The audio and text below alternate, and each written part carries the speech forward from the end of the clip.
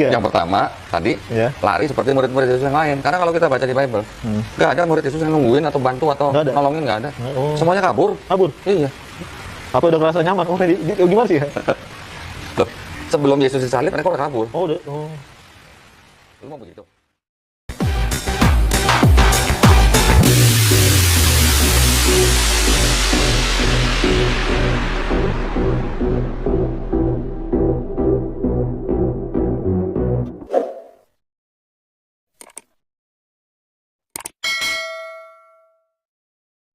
Salam teman-teman sekalian, berjumpa kembali dengan saya Arif Gule di channel TV Laskar Kristus ini. Ini channelnya kita bersama. Jangan lupa dukung dengan cara subscribe, like, dan komen, serta share video-video daripada channel ini.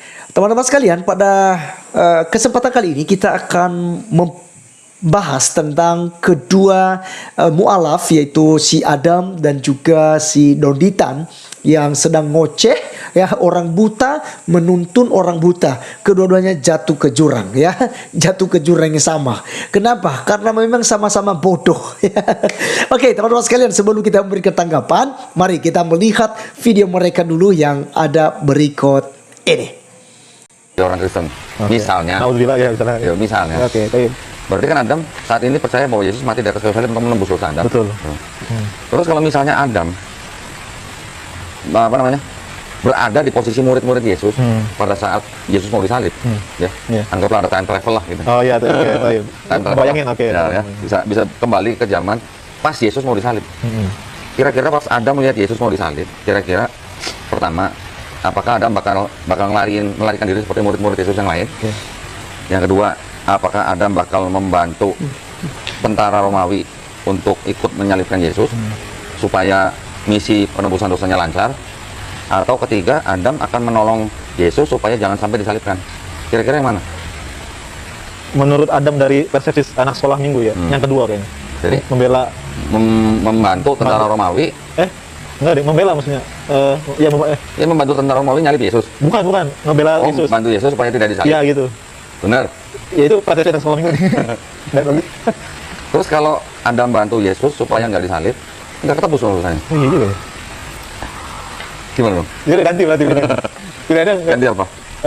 Ngebiarin atau ngebantu tentara Romawi gitu. Bantu tentara Romawi nyalib Yesus. Biar biar penebusan dosa lancar. Tega loh. Tega nggak tega sih kalau ngomongin manusia gitu.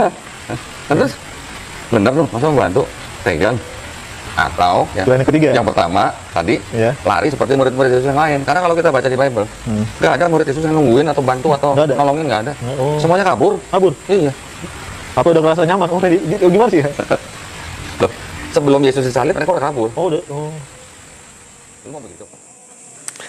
Oke, baik teman-teman sekalian, itulah ocehan mereka berdua yang sama-sama buta, saling menuntun, akhirnya jatuh ke jurang. Ya, ada beberapa sekali ya video-video mereka ini suka sekali untuk mengganggu Kristenan. Kalau seandainya mereka menceritakan tentang nabi mereka, mungkin berapa istri Nabi Muhammad, itu ya, apa alasan Muhammad itu menikah dengan janda gitu ya, apa alasan Muhammad menikah dengan perempuan yang masih berumur 9 tahun contohnya ya, di bawah umur gitu ya. Kalau ini yang mereka bahas itu no problem teman-teman sekalian, tapi ini mereka membahas tentang kekristenan, maka kita punya hak untuk meluruskannya. Teman-teman sekalian, benarkah bahwa Tuhan Yesus itu tidak ditolong oleh murid-muridnya, ya, bahkan tidak ada murid-muridnya yang menemaninya sampai di kayu salib gitu ya, sehingga kabur katanya ya, semua para muridnya sudah pada kabur, kata Donditan ya teman-teman.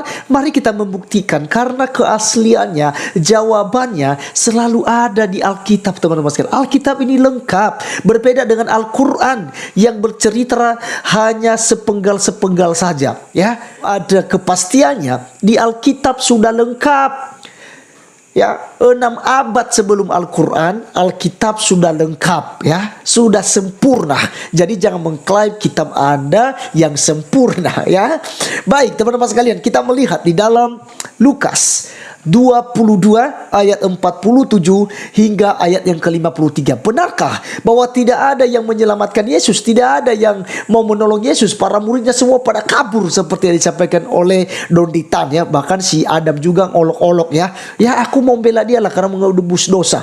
Aku bela tentara Romawi lah. Ini mereka bikin bahan olok-olokan, teman-teman. Tapi tidak masalah. Kita hanya menggunakan hak jawab kita meluruskannya.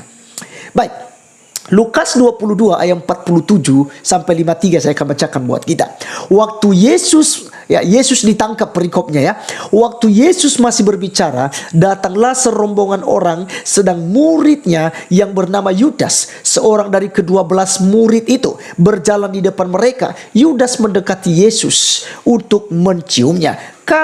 Maka kata Yesus kepadanya, "Hai Yudas, engkau menyerahkan anak manusia dengan ciuman?" Ketika mereka yang bersama-sama dengan Yesus melihat apa yang akan terjadi, berkatalah mereka, "Tuhan, mestikah kami menyerang mereka dengan pedang?" Dan seorang dari mereka menyerang hamba imam besar sehingga putus telinga kanannya.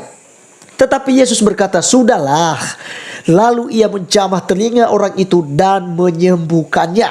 Maka Yesus berkata kepada imam-imam kepala dan kepala-kepala pengawal bait Allah serta tua-tua yang datang untuk menangkap dia, katanya, "Sangkamu aku ini penyamun, maka kamu datang lengkap dengan pedang dan pentung.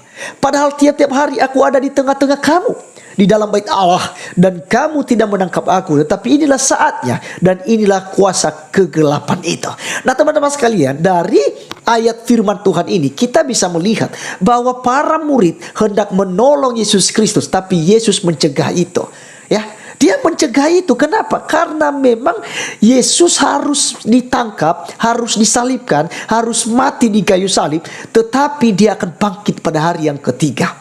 Karena visi misi Tuhan Yesus datang ke dunia adalah untuk menjadi orang terkutuk dalam keadaannya sebagai manusia. Itu dikatakan bahwa yang tergantung di atas kayu salib adalah terkutuk. Maka Yesus menjadi terkutuk agar saya dan saudara bisa beroleh pendamaian kepada Allah, supaya saudara didamaikan dengan Allah dan Anda berhak memperoleh kehidupan yang kekal. Itu sebabnya Yesus tidak membela dirinya.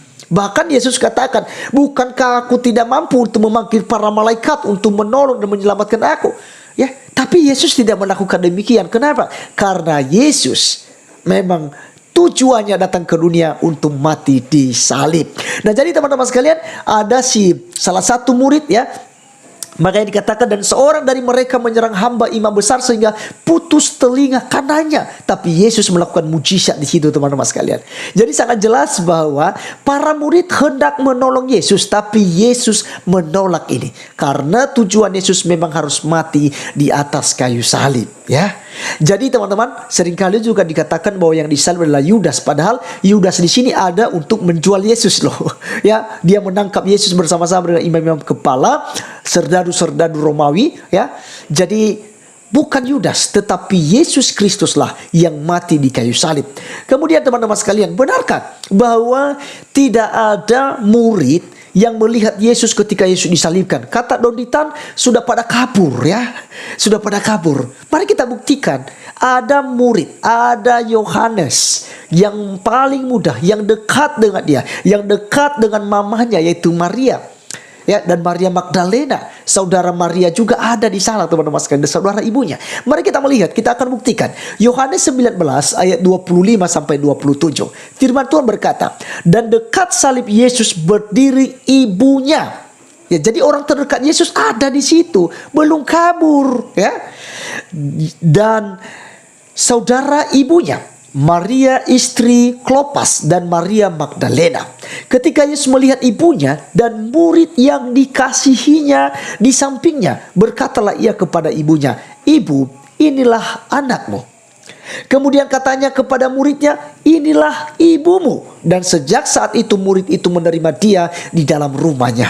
Nah, jadi teman-teman sekalian, kita melihat di sini bahwa ada murid Tuhan Yesus Kristus yang menemaninya sampai di Bukit Golgota, bahkan yang melihat hembusan nafas terakhir daripada Tuhan Yesus Kristus. Itu sebabnya dapat dituliskan tentang 7 perkataan salib, ya.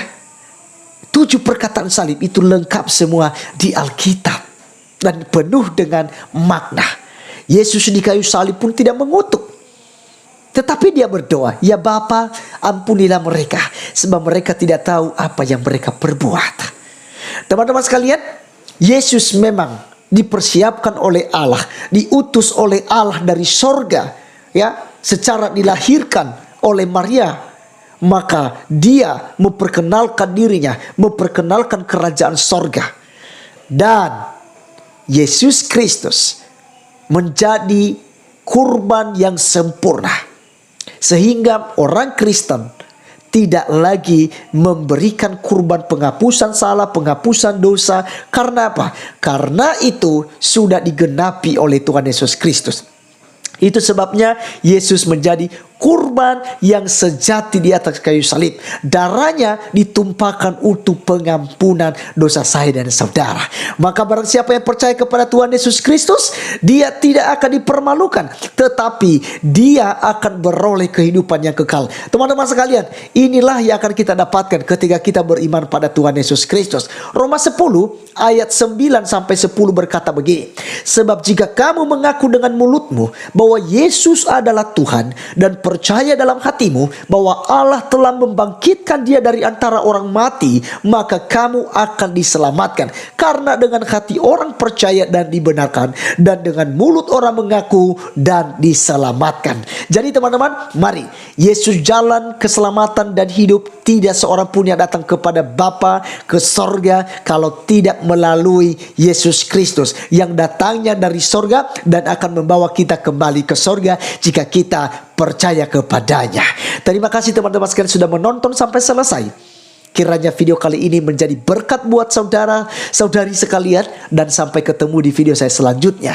Tuhan Yesus memberkati kita. Salam.